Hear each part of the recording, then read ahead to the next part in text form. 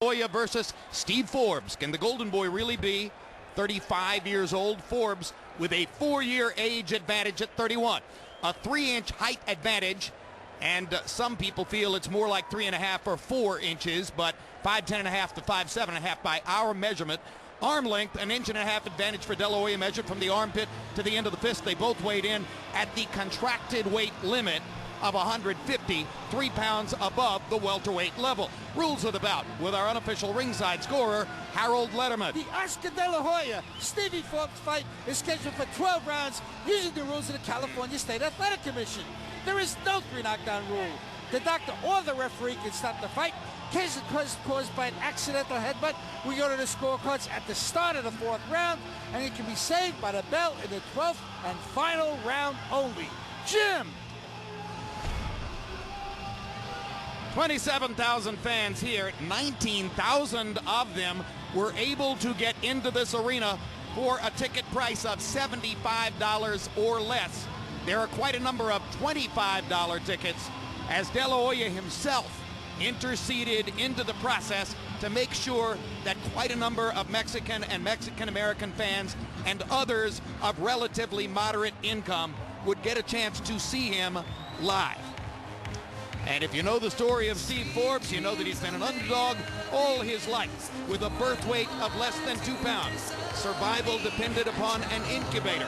Ultimately, he made it to Golden Gloves competition in Portland, where he was spotted by the Mayweathers and became a part of the Mayweather extended boxing family.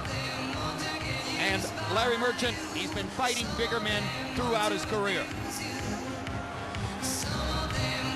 He's a neat little guy, but I don't know that he's that little. When he saw the countdown show celebrating this fight, he said, "Hey, I'd want that kid to win," meaning himself. But he also knows that he's a guest at Oscar's party.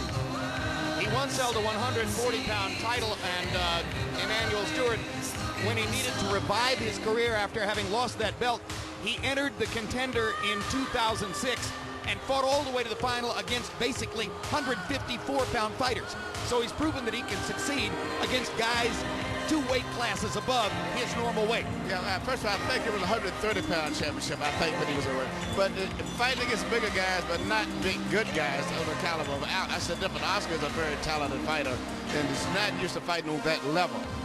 So.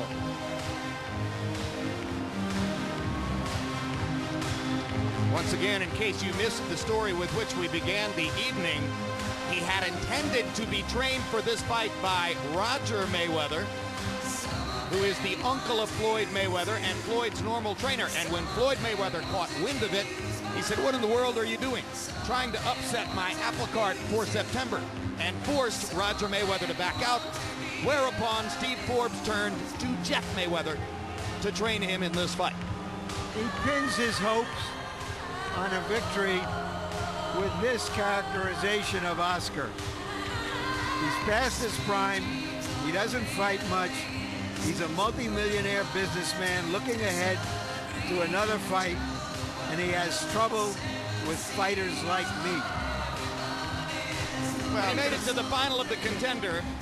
He lost to Grady Brewer and had to accept the $75,000 second prize as opposed to the $500,000 which went to Brewer for winning the fight. De La Hoya has in effect replaced that income for him by choosing him as the opponent tonight. I think he was chosen as opponent because he's perfect. He's basically fundamentally sound, make you look good. He's not unorthodox, but not dynamic and superior in any. He's not a great puncher. He's not extremely fast. He doesn't put a lot of excessive pressure, so he's a great opponent for Oscar to showcase his talents on tonight. And Larry, you've made the point that while many see this as a fight between a larger man, De La Hoya, and a considerably smaller man, Forbes, that may be a bit misleading. It is. Both Forbes and De La Hoya started their careers at 130. They both have walking around weights, they told us separately, of 165. Basically what we're looking at tonight is a smaller welterweight against a big welterweight. The difference primarily is that Oscar is taller and a superior puncher and athlete. It's not about the size.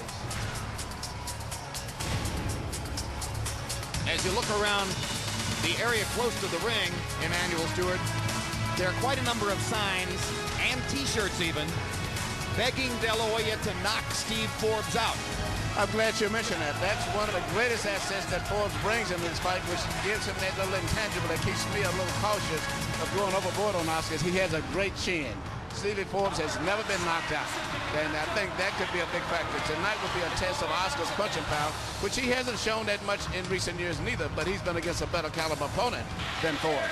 So part of the test here for De La Hoya tonight is, can he be patient enough to make his advantages pay off? Or will he become impatient for the knockout and perhaps play into Forbes' hand? And that's what Forbes has said. He says, I've noticed Oscar in recent fights always gets tired. He's always in great shape, to hear him say it, but going in the last half of all of his fights, he tires. And I'm going to try to force him into the last half and take advantage of that problem.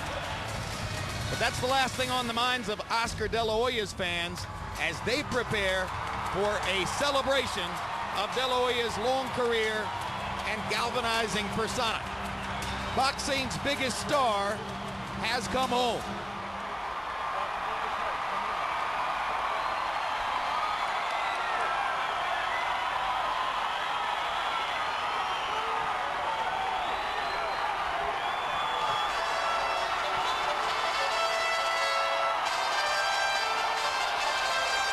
You know, this has got to be a great feeling for Oscar De La Hoya. And to see this type of reception for him at the age of 35, it's got to be a one.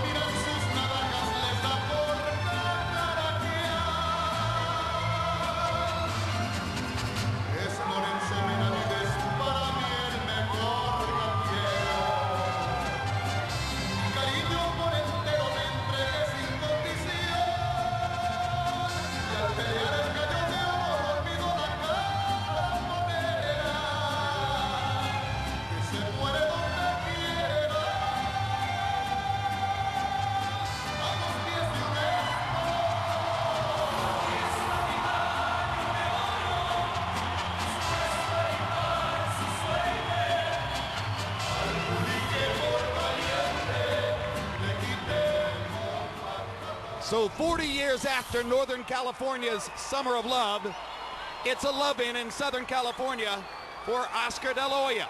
Let's go to ring announcer Michael Buffer for the official introductions.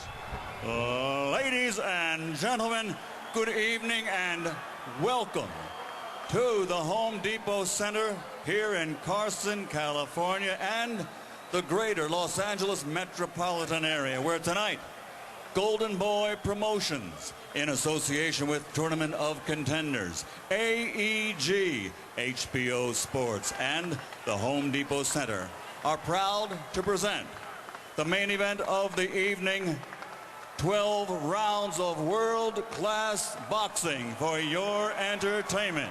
Sponsored by Cazadores, Tecate Cerveza with Character, Rockstar Energy Drink, party like a rock star, Southwest Airlines, the symbol of freedom, and Affliction Clothing. Sanctioned by the California State Athletic Commission, Chairman Tim Noonan, Vice Chairman Julio Ramirez. At ringside, the three judges scoring this bout will be Max DeLuca, Marcos Rosales, and Marty Salmons. And at the bell, the men in charge of the action inside the ring, the referee, Raul Caiz Jr. And now,